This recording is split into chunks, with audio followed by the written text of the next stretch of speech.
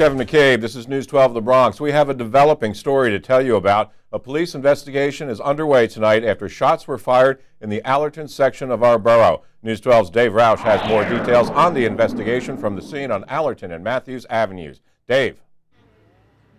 Kevin, as you can see behind me, this is still a very active scene. We're at the intersection of Matthews Avenue and Allerton Avenue. Boston Road also runs through, making for a three-way intersection. This all started shortly after 6 o'clock tonight. Initially, there were reports that a police officer may have been shot. Just within the last few minutes, we're learning that that may indeed not be the case. We're going to show you some pictures of the scene here as we saw them when we first rolled up. Now, there are scores of officers here right now, investigators trying to piece together exactly what happened. We're learning that there were shots exchanged and it may have involved suspects in a gray BMW. One or two suspects, one of them possibly wearing a black and white hat and a black and white shirt.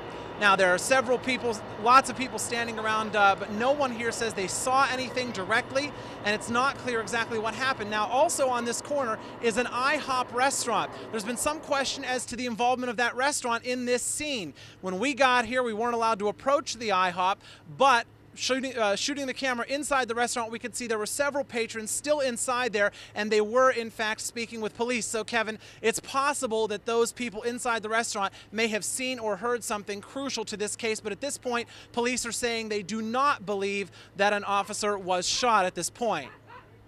Dave, what about the car police are looking for?